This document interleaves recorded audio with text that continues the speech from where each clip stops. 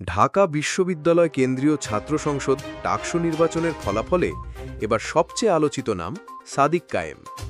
জয় পরাজয়ের বাইরে গিয়ে তিনি শিক্ষার্থীদের জন্য ভিন্ন বার্তা দিয়েছেন। কি বলেছেন সাদিক কায়েম? কেন বলছেন শিক্ষার্থীদের চাওয়াই আমাদের চাওয়া? চলুন জেনে নিই। ডাকসু ভিবি পদে জয়ের প্রতিক্রিয়ায় সাদিক কায়েম বলেন, ডাকসুতে কোনো জয় বা পরাজয় নেই, এখানে বিজয়ী হয়েছে ঢাবির শিক্ষার্থীরা।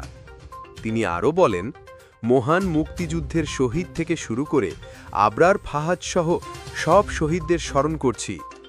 ডাকসুর ভিপি হিসেবে নয়, আমি চাই শিক্ষার্থীদের একজন ভাই হয়ে পাশে থাকতে। আগে যেমন দেখেছেন এখনও তেমনই সাদিক কায়েমকে দেখবেন ইনশাল্লাহ। তার বক্তব্যে উঠে এসেছে শিক্ষার্থীদের জন্য নিরাপদ ক্যাম্পাস গড়ার প্রতিশ্রুতি, নারী শিক্ষার্থীদের জন্য সুরক্ষিত পরিবেশ এবং ঢাবিকে একটি পূর্ণাঙ্গ একাডেমিক ইনস্টিটিউটে রূপ দেওয়ার স্বপ্ন।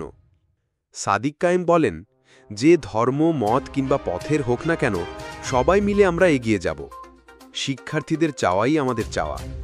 তিনি জানান, যারা নির্বাচনে অংশ নিয়েছে সবাই এখন উপদেষ্টা, কারণ এই নির্বাচন শুধু একটি পদ নয়, এটি শিক্ষার্থীদের স্বপ্নের পরীক্ষাগার।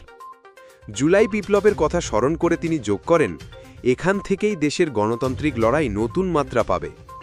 অন্যদিকে নবনির্বাচিত জিএস এস.এম. ফরহাদ হোসেন বলেন, এই বিজয় শুধু একটি দলের নয়, বরং সব ঢাবি শিক্ষার্থীর।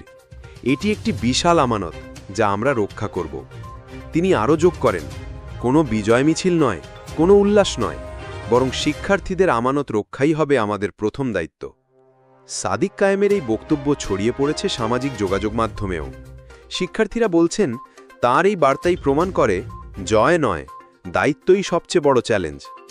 এখন শিক্ষার্থীদের চোখ থাকবে ডাকসুর নতুন নেতৃত্ব তাদের প্রতিশ্রুতি কতটা রক্ষা করতে পারে। আপনারা কি মনে করেন, ডাকসুর এই ফলাফল কি সত্যি শিক্ষার্থীদের বিজয়? কমেন্টে জানাতে ভুলবেন না। ভিডিওটি ভালো লাগলে লাইক দিন, বন্ধুদের সঙ্গে শেয়ার করুন এবং আরও আপডেট পেতে আজকের হট নিউজ চ্যানেল সাবস্ক্রাইব করুন।